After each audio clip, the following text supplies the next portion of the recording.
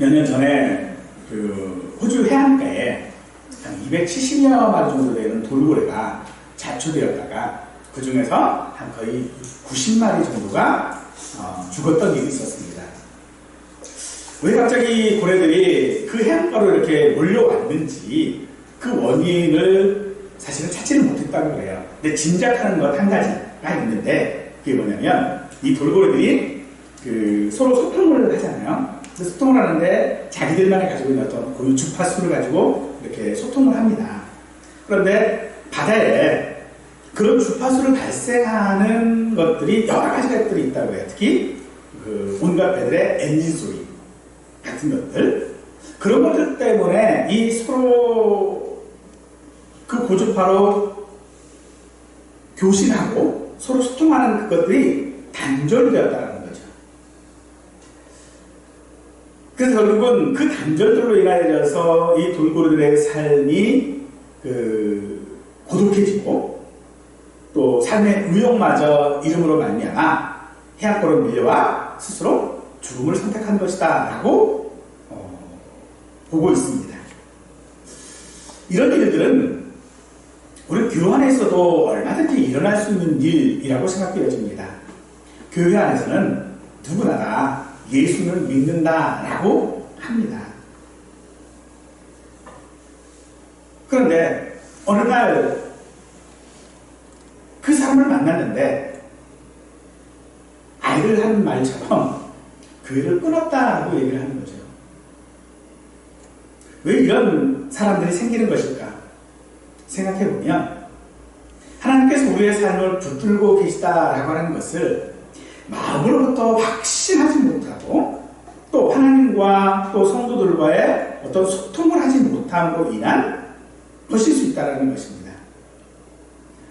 그들에게는 예수님이 구주라고 하는 분명한 정보가 있었습니다만 그들의 삶 가운데서는 그것이 경험되어지지 않고 소통되지 않았던 것이죠. 그러므로 하나님과의 그런 소통, 하나님과 경험되지 않은 은혜, 이런 것들은 결국은 우리의 믿음을 하나님과 단절되게 만드는 것이라는 거죠. 그러므로 단절된다라고 하는 것은 결국은 곧 죽음이라고 하는 것을 말할 수밖에 없는 것입니다. 서로 소통하지 못하고 정보로서만 지식을 가지면 사실 그것은 진짜로 내가 습득한 지식이라고 말하기는 어려울 것입니다. 어떤 특정한 조건들이 갖추어지면 믿음이 있고 반대로 어떤 특정한 조건이 만족되지 않으면 믿음이 없는 그런 사람처럼 되어진다면 그것은 실제로 우리의 믿음이 있다 없다라고 말하기가 참 어렵습니다. 그러므로 우리의 믿음이라고 하는 것은요, 실제로 어떤 소통이 있어야만 합니다. 소통되지 않고 교제하지 않고 은혜를 받지 않고 있으면 우리의 믿음은 어떤 결정적인 순간에 사실 다 무너져 버릴 수 있다는 것이죠. 그래서 우리에게 있어서는 이런 소통이 굉장히 중요한 것입니다. 우리는 때로 무엇을 안다라고도 말합니다만 사실 그 안다라고 하는 것이 이해하지 못하는 경우도 상당히 많이 있습니다. 그러므로 우리가 안다라고 하는 것을 말할 때는요, 그것이 여러 가지 방법들, 다양한 방법들 혹은 반복해서 알아가야 하는 그것이 우리에게 필요합니다. 늘 내가 알고 있는 것으로만 아는 것은 그것이 우리의 삶 가운데 어떤 영향도 미치지 않는다는 것이죠. 여러분들 코끼리를 냉장고에 넣는 방법 알고 계시죠? 냉장고 문을 열고 코끼리 넣고 문을 닫으면 되는 거예요. 여러분들 서울대 어떻게 갑니까? 공부하면 가요. 그런데 그 사실을 누구나 다 알고 있죠. 문제는 실천하지 않는다는 겁니다. 코끼리를 냉장고에 넣으라고 그러면 누구도 물을 열고 놓고 닫는 거 안 합니다. 왜 안 할까요? 자기 생각 속에는 코끼리를 넣을 만한 냉장고가 없거든요. 서울대 가는 거 공부하면 간다는 거 누가 다 알고 있습니다. 그런데 아무나 서울대 가려고 하지는 않지요. 왜냐하면 본인이 공부하지 않았다는 걸 누구보다도 잘 알고 있기 때문이지요. 우리의 지식도 그렇습니다. 내가 믿음이 있다. 하나님께서 나를 붙들고 계시다. 하나님께서 나를 언제나 사랑하신다. 이 모든 말들 참 어찌 보면 굉장히 쉬운 말이고요. 누구나 아는 내용들입니다. 그런데 그것이 내 삶 가운데서 체험되지 않으면, 내 삶 가운데서 실천되지 않으면 그건 아는 게 아니라는 것이죠. 그러므로 우리 성도는 하나님과 소통해야만 합니다. 하나님께서 나를 사랑하신다는 그 모든 사실에 대하여 우리는 확신해야 하지만 그게 쉬운 일은 결코 아니라는 것이죠. 그러므로 사랑하는 성도 여러분, 우리는 하나님께서 우리의 삶을 견인하신다라고 하는 사실들에 대하여 잘 알고 있습니다. 그러나 문제는 하나님께서 나를 내 모든 어려운 삶 가운데서도 나를 인도하고 계시다라고 하는 이 사실을 우리는 단순히 지식으로 아는 것이 아니라 내 삶 가운데서 경험되어져야만 그것이 진짜 나의 믿음이 되어진다는 것을 믿으시고, 오늘 말씀을 통하여서 하나님께서 내게 어떻게 나를 붙들고 계시는지를 깨달을 수 있기를 바랍니다. 우리는 분명 하나님과 소통해야 합니다. 그런데 이 소통하는 방법의 유일한 것은 말씀뿐입니다. 근데 이 말씀이라고 하는 것이 사실 굉장히 반복되어지는 것들이에요. 사람에 따라서, 형편에 따라서, 상황에 따라서 하나님께서는 우리에게 다른 말씀을 하시지 않습니다. 늘 똑같은 말을 반복적으로 하십니다. 어찌 보면 마치 이건 AI랑 대화하는 것과 같을 것 같아요. 하지만 우리의 상황은 동일하지 않지요. 우리의 상황은 언제나 다릅니다. 같은 사람이라도 같은 상황 가운데 놓이지 않는 경우들이 너무 많은 것이 또 우리 삶이기도 하지요. 그런데 하나님께서는 그 하나님과 소통하는 성도들을 절대로 잃어버리지 아니하시고 붙드신다라고 하고 있습니다. 비록 우리가 큰 죄에 빠지기도 하지만 하나님께서는 여전히 우리를 붙드셔서 우리가 그 죄 때문에 넘어지지 않도록 하신다라고 하고 있는데, 그것이 그렇게 해주는 역할을 하고 있는 것이 무엇이냐면 바로 말씀이라는 것입니다. 하나님은 우리의 눈에 보이지 않습니다. 우리가 넘어질 때 하나님은요, 어떤 보이지 않는 손이 나와가지고 우리를 붙잡고 있는 것이 아니라는 겁니다. 하나님께서 우리가 넘어지지 않도록 붙잡는 것은 말씀뿐입니다. 하나님께서 우리의 마음을 위로하시는 것도 말씀뿐입니다. 하나님께서 우리에게 내가 너를 사랑한다 하시는 것도 말씀이었습니다.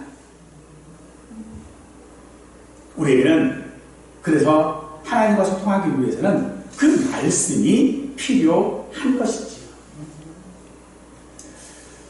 사람들이 살아갈 때 보면 어려움을 당하는 사람들이 있습니다.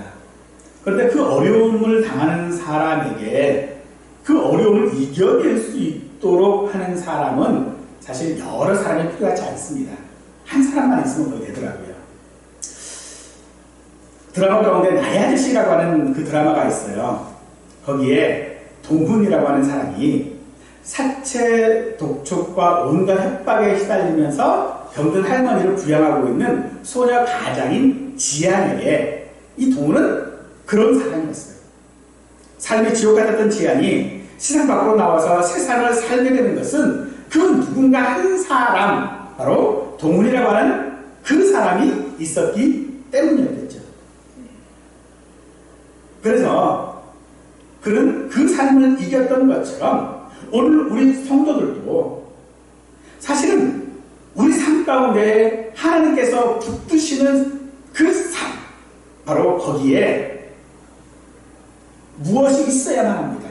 근데 그것이 무엇이냐면 바로 예수님이라고 말씀은 알려주고 있지요. 그러므로 예수님께서 우리에게 그렇게 우리의 삶을 붙잡고 계시고 말씀으로 우리의 삶을 붙잡고 계실 때에 그 말씀이 도대체 어떤 것인가 라고 본다면 오늘 본문 23절에서 너희가 거듭난 것은 썩어질 씨로 된 것이 아니요 썩지 아니할 씨로 된 것이니 살아있고 항상 있는 하나님의 말씀으로 되었느니라 라고 말씀하십니다. 우리의 삶의 존재하는 예수님을 썩지 아니할 씨라고 하고 있습니다. 우리의 삶에는요 수많은 썩을 것들이 있습니다. 아니 사람들이 살아가는 데 있어서 썩지 않는 단 한 가지도 없습니다. 이 말씀은 우리가 살아가는데 이 세계가 전부가 아니고 우리가 지금까지 살아가는 그 죄로 말미암아 썩을 것들이 지배하는 이 세상이 우리에게 전체가 아니다라고 하는 것을 의미할 뿐만 아니라 이것은 우리 삶은 결코 이 죄라고 하는 것들 때문에 죽음에 굴복했다라고 하는 것을 말하는 것입니다. 그러므로 죽음이 무엇입니까? 죽음은요 썩을 것입니다. 지금 우리에게 일어나는 일상적인 일들, 그 일들이 어떤 것입니까? 죽어 썩어지는 것들이라는 것이죠. 그런데 원래는 그랬던 것이 아닙니다. 원래 우리에게 있었던 것들은요 썩어 없어지는 것들이 아니었습니다. 우리의 죄의 결과인 것이죠. 그러므로 썩을 것은 우리 삶의 실상을 아주 잘 보여주는 것이 될 것입니다. 이 사실에 대하여서 오늘 말씀은 우리에게 그런 썩어질 것들, 그 썩어질 것으로 삶을 정철하고 있는 우리의 삶을 썩지 않게 하시는 것이 있다고 말씀하고 있습니다. 그것이 무엇인가? 바로 항상 있고 살아있는 하나님의 말씀이라고 하고 있습니다. 이 사실에 대하여 디모데후서 1장 10절 말씀요. 이제는 우리 구주 그리스도 예수의 나타나심으로 말미암아 나타나셨으니 그는 사망을 패하시고 복음으로서 생명과 썩지 아니할 것들을 드러내셨다라고 말합니다. 근데 여기서 말하는 이제라고 말하고 있는 것은요 영원부터 이미 계획된 구원의 이 역사들이 예수님으로 말미암아 현실 가운데 우리의 삶 가운데 드러났고 이제는 더 이상 죽음이라고 하는 것, 즉 썩어진다라고 하는 것이 우리의 삶 가운데 어떤 영향력도 발휘할 수 없다라고 하는 것을 말씀하고 있는 것입니다. 즉 우리는 썩어져가는 세상에서 살고 있지만 이미 우리는 썩지 아니할 씨를 가지고 있기 때문에 우리의 삶은 결코 이 죽음과는 연관 없어야 한다라고 하는 것입니다. 우리의 삶이 어떻습니까? 24절에 그러므로 모든 육체는 풀과 같고 그 모든 영광은 풀의 꽃과 같으니 풀은 마르고 꽃은 떨어진다라고 하십니다. 모든 육체와 영광은요 풀과 같이 마르고 떨어집니다. 썩어질 몸을 입고 태어나 살아가고 있는 우리지만 우리 마음에 썩지 아니할 하나님의 씨, 하나님의 말씀이 심겨져 있을 때에 우리는 모든 육체가 썩어져가는 그때에 썩지 아니한다라는 것입니다. 그런데 이 썩지 않는 것이 왜 썩지 않을까라고 했을 때에 그것은 우리 안에 있는 어떤 것으로 말미암아 썩지 않는 것이 아니라고 말합니다. 즉 우리 바깥으로부터 우리에게 심겨진 것입니다. 말씀은 우리 바깥에서 우리에게 뿌려져 썩지 아니하는 씨로 말미암아 우리가 말씀을 듣는 것을 의미한다고 할 수 있을 것입니다. 즉 외부로부터 우리에게 심겨진 하나님의 말씀은 우리 속에서 역사하시는 것이 아니라 외부로부터 먼저 들어야 한다는 거예요. 이것은 씨 뿌리는 비유를 보면 우리가 잘 알 수 있습니다. 씨 뿌리는 비유에서 보면 이 뿌려진 씨들은요, 길가와 돌밭과 가시떨기의 나무에 떨어집니다. 그런데 그 중에 더러 좋은 땅에 떨어져 결실하기도 한다라고 합니다. 이 씨 뿌리는 자는요, 의도적으로 씨를 뿌린 것이 아닙니다. 이것은 하나님의 말씀이 어떤 특정한 누군가에게 조건에 맞추어서, 상황에 맞추어서 뿌려지는 것이 아니라는 거예요. 누구에게나 그저 뿌려지되 그 받는 사람이 지금 그 마음의 상태가 길가인지 돌밭인지 가시떨기인지 혹은 좋은 땅인지를 따라서 결실하게 된다는 것이죠. 그러므로 하나님의 말씀은 우리 바깥에서부터 우리 안으로 들어온 말씀입니다. 그러면 우리가 또 다른 예사나 찾아볼 수 있는 것이 야곱의 죽음에서 찾아볼 수 있습니다. 야곱은 요셉이 애굽의 총리로 있을 때에 애굽으로 이주했다가 애굽에서 생은 마감하게 됐죠.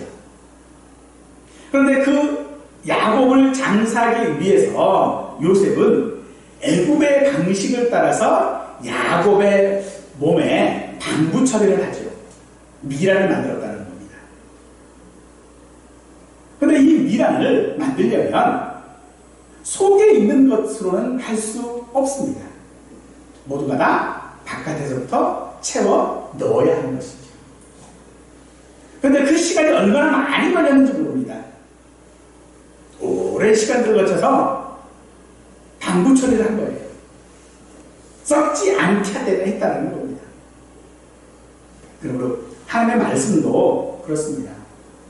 하나님의 말씀이 우리로 썩지 않게 하려면 그것이 단시일 내에 되지는 않더라고요. 하나님의 말씀을 듣고 또 들어야만 우리의 심령들이 썩지 않게 되어진다는 겁니다. 왜냐하면 우리의 심령들은요, 좋은 마실 때가 그리 많지 않더라고요. 늘 우리는요, 길가밭일 수 있고 돌밭일 수 있고 가시떨기 나무밭이 있을 수 있다는 겁니다. 그러므로 그 말씀이 언젠가 내 속에 있는 좋은 땅에 떨어지기 위하여 우리는 날마다 이 말씀 가운데 있어야 할 줄을 믿습니다. 그러나 염려하지 마십시오. 이 말씀이 우리 안에서 열매를 맺기 위해 긴 시간이 필요한 만큼 하나님의 말씀도요, 우리에게 늘 날마다 뿌려주고 있음을 여러분들 믿으십시오. 그래서 25절 말씀에 오직 주의 말씀은 새색도록 있도다 라고 말씀하고 있는 것입니다. 새색도록 있다라고 하는 것은 어떤 하나의 속성이겠죠. 근데 이것이 바로 우리가 알고 있는 복음입니다.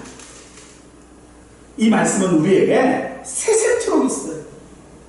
영원히 있다는 것입니다. 영원히 내가 결실하지 않고 있었다면, 내가 길가밭이었다면, 내가 돌밭이었다면 하나님의 말씀은 그 밭에 여전히 뿌리고 계시다는 거예요. 왜요?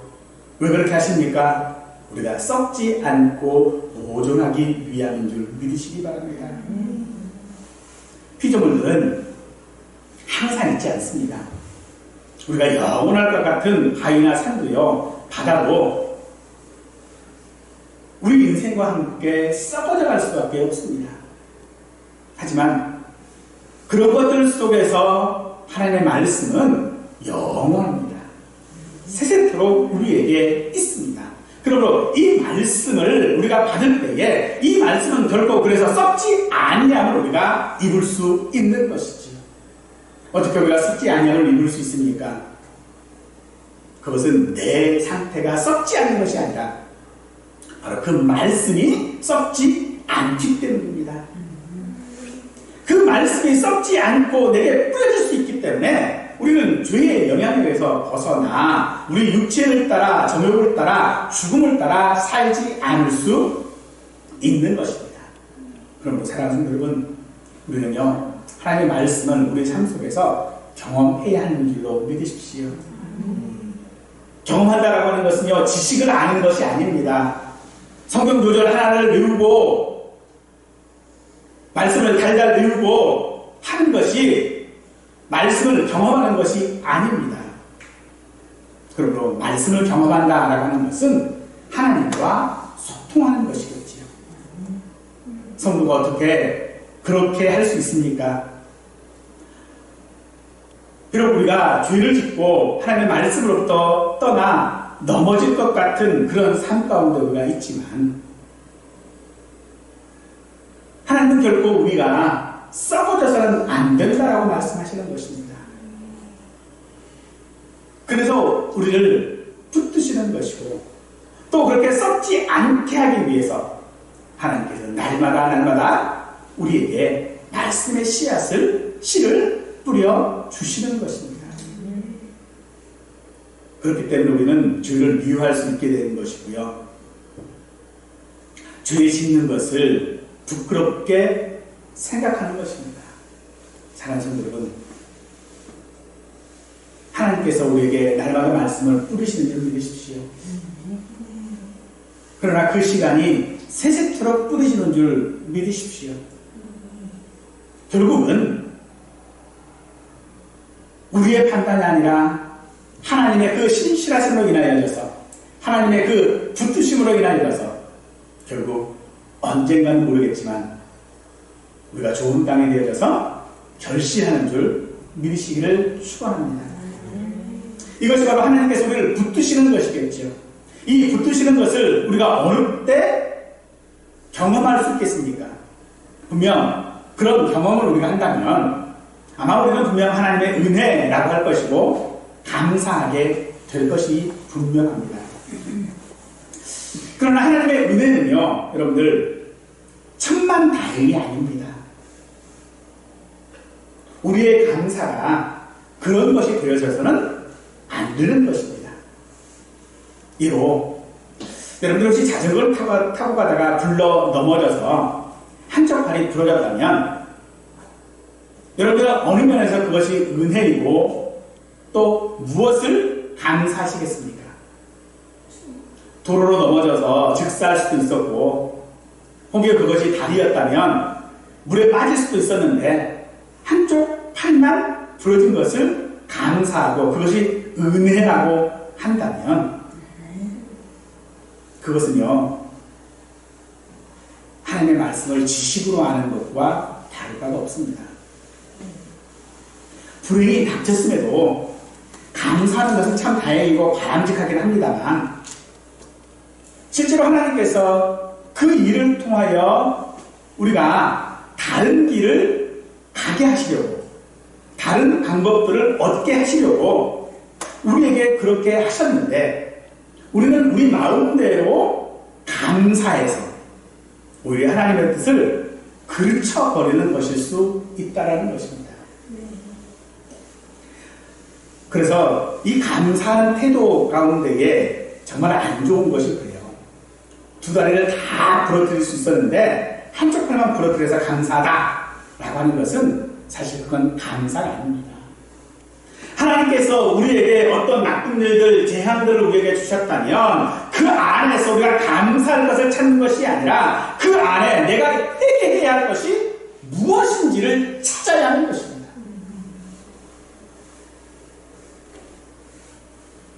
다행이라고 하지 마십시오. 그 정도 하는 것, 이 정도로 라고 하는 것은 결코 우리에게 감사가 아니라 하나님의 다른 뜻이 있었음을 우리로 기억해야 합니다.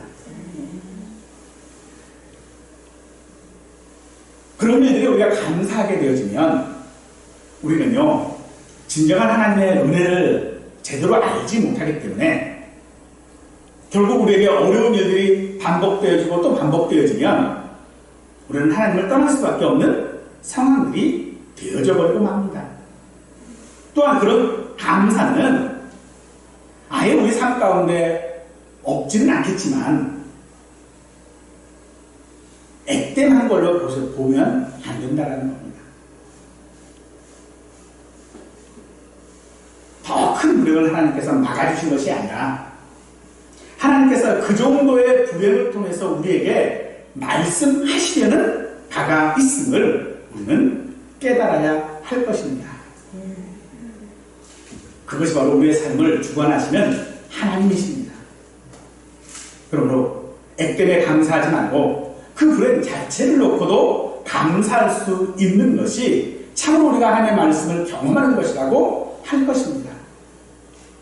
불행을 감사하기는 참 어려울 것입니다만 하나님께서 주시는 것이라면 그것이 반드시 우리를 썩지 않게 하는 것임을 믿으십시오.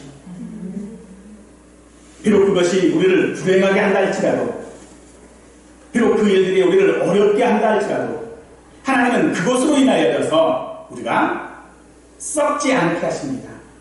넘어지지 않게 하시는 줄 믿으십시오. 그러면서 성경은 우리에게 두렵고 떨림으로 너희 구원을 완성하라고 말씀하시는 것입니다.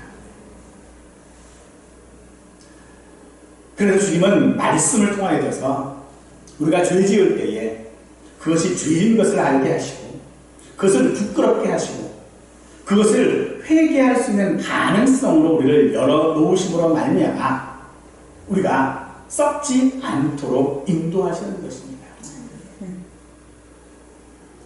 그러므로 하나님께서는 우리가 그런 심각한 죄에 빠지지 않도록 우리가 날마다 말씀으로 더불어서 회개할 수 있도록 역사하십니다. 말씀을 가지시고 우리를 질책하시는 우리 마음속에서부터 분명히 죄를 알게 하시고 우리를 썩지 않도록 인도하시는 것입니다.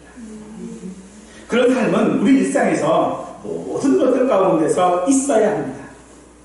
그래서 우리 성도들의 삶은 세상 사람들이 사는 것과는 좀 다른 방식의 삶을 살게 되어지죠. 그런데 그런 삶의 방식들은 세상과 갈등의 원인이 되어집니다. 그래서 세상은 우리를 욕하게 되죠. 그러므로 우리는 이 믿음을 놓을 수 없는 것입니다. 세상 방식과 다르게 우리가 살아가야 한다는 것이 무엇일까요? 주일에 그저 교회에 출석해서 예배하고 밥 먹을 때 식사기도 하는 것이 세상과 다른 방식이 아닙니다. 세상과 우리가 다른 삶의 방식을 살아야 하는 것은 우리의 삶의 모든 영역에서 주님의 뜻을 찾아야 하고요. 또 고민해야 하고요. 주님의 영광을 위하여 산다라고 하는 것이 무엇인지를 생각해야 하는 것입니다.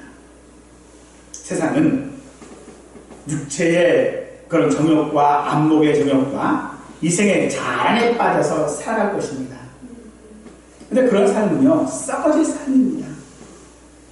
그러므로 성도가 그런 썩어져가는 방식으로 살아가는 세상과 다른 방식의 삶을 산다라고 하는 것은 썩지 않을 것으로 살아가는 것을 말하는 것입니다. 하나님께서는 이미 우리에게 충분하게 그 말씀을 통하여 우리가 썩지 않게 은혜를 베푸시는 줄 믿으십시오. 오늘 본문의 24절과 25절은요, 사실 이사야서 40장 8절 말씀을 인용한 것입니다.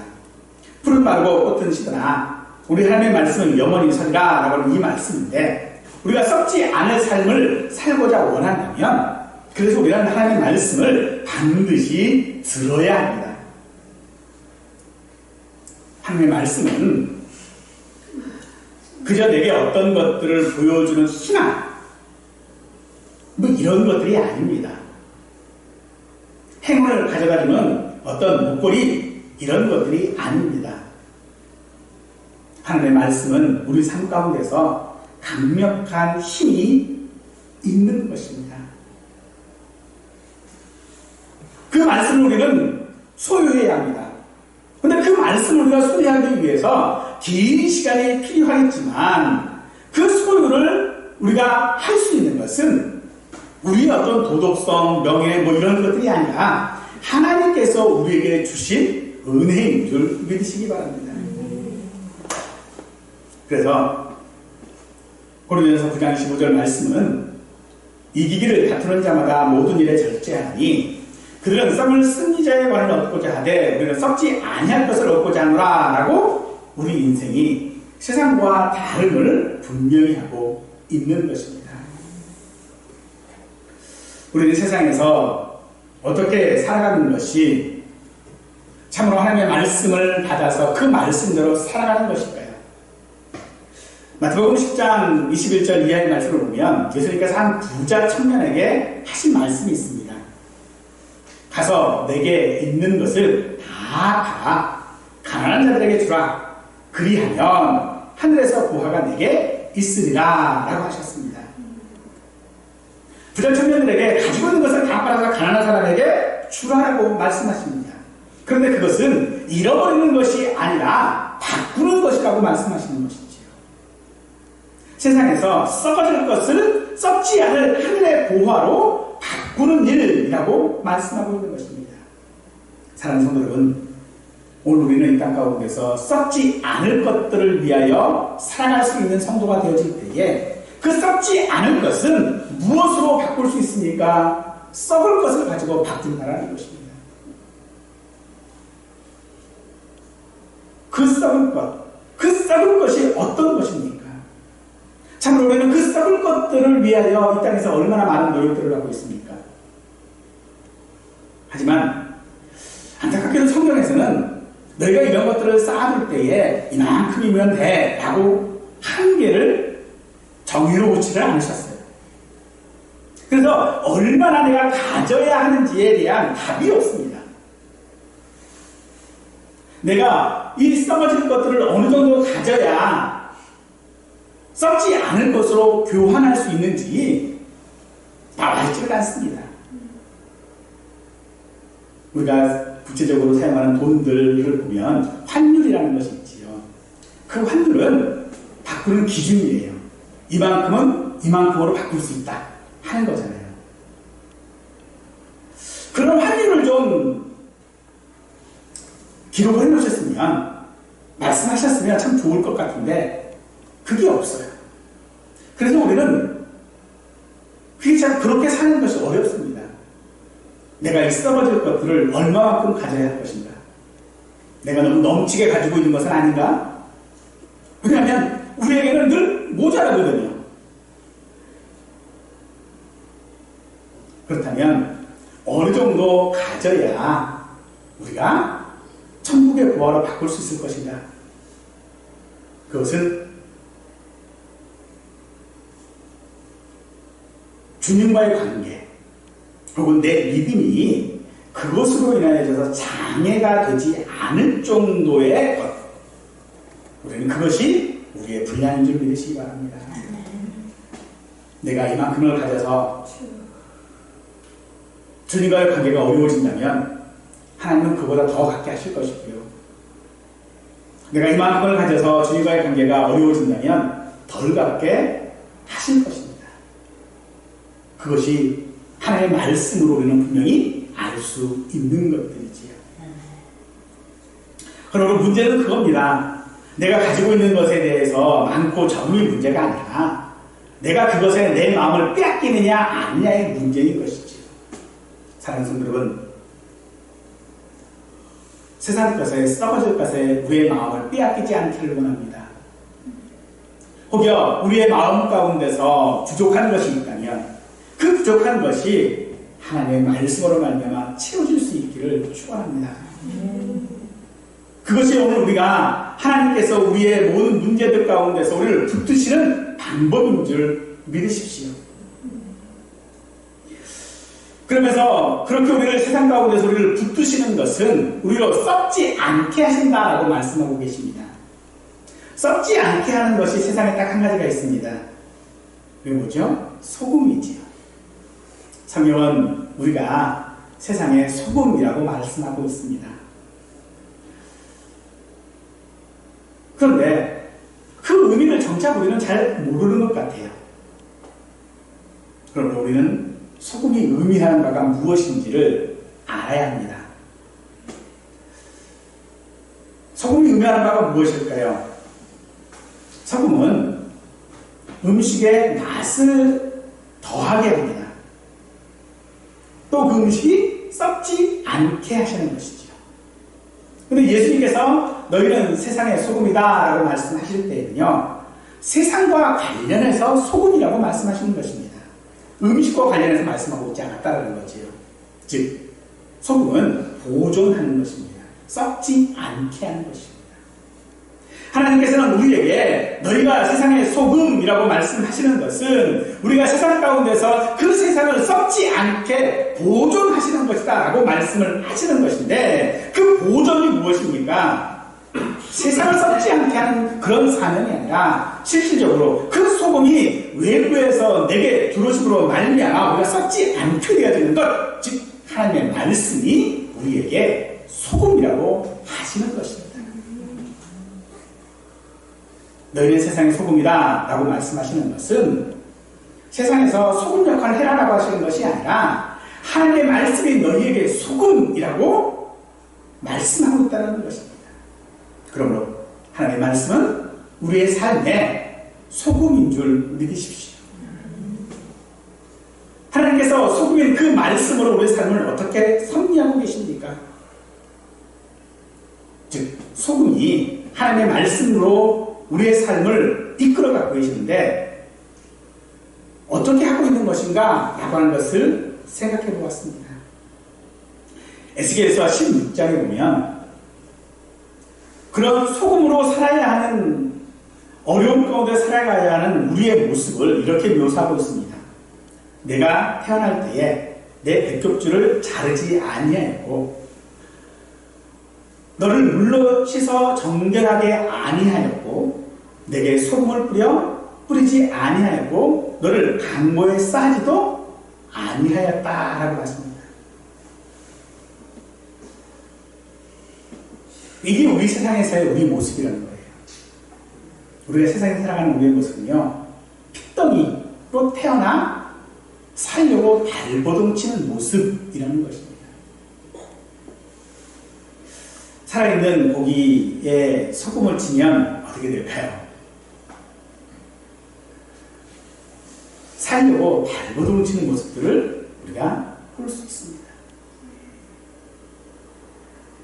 그렇게 발버둥을 치고 있는 우리들, 거기에 하나님께서는요, 소금을 치십니다.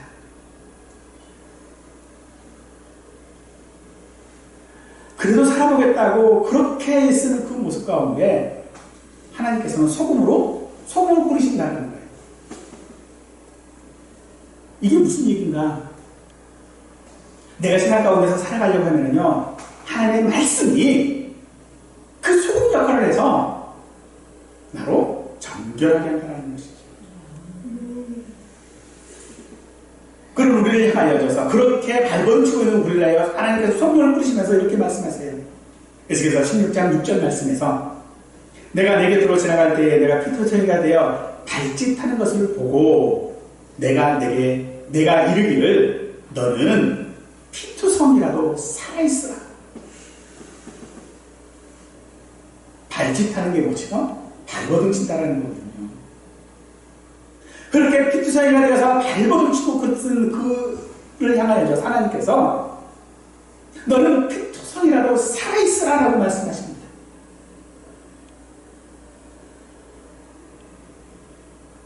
성도로 살아가려는 우리의 모습이 마치 피투성이 어린아이 같다는 것입니다. 주위에 도와줄 사람이 한 명도 없습니다. 지독한 그런 고독들이 몰려올지도 모릅니다. 그런데 그 삶에 버티고 살아야 한다라고 말씀하고 계시지요. 벼랑 끝에 서 있는 것 같아도, 사는 곳이 지옥 같아도, 세상에 내 편에 한 명도 없는 것 같아도 살아있으라고 말씀하십니다.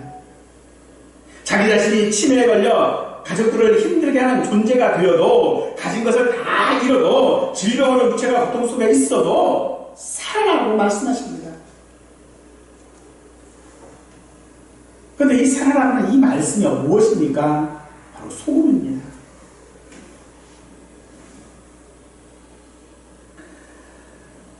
우리의 삶 속에는 이렇게 내가 살아가도록 하는 하나님의 말씀이 있습니다. 그래서 내가 되어도 우리는 우리 주님을 예수님으로 믿어야 하는 것이고 피트세가 되어도 믿음으로 살아야 하는 것입니다.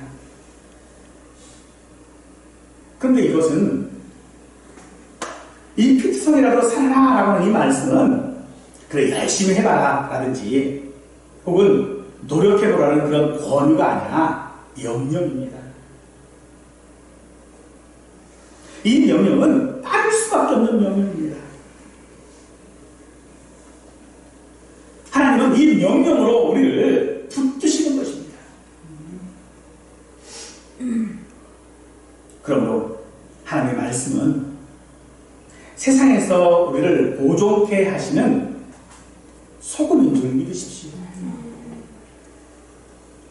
정말 우리가 하나님의 말씀 때문에 우리의 가슴 아픈 적이 있습니까? 내 상황을 몰라주는 하나님 때문에 서운하십니까? 내 소원을 아시면서도 나를 잘 아신다고 하면서도 전혀 모르는 것처럼 말씀하시는 하나님을 원망하십니까? 그 모습이 마치 피투성이 같습니다. 분명합니다. 피투성이 같습니다. 그런데 그런 우리를 향하여 하나님은 또다시 소금을 치시면서 그래도 살아라 라고 말씀하십니다. 우리가 살아야 할 곳은 그래서 그런 곳입니다. 나를 피투성이로 만드는 그런 세상에서 우리는 말씀을 따라서 살아가야 합니다.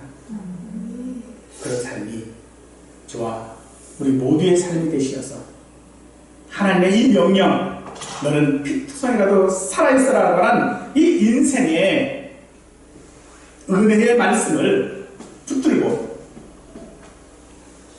오늘도 살아갈 수 있는 우리 모두가 되시기를 간절히 축원하겠습니다.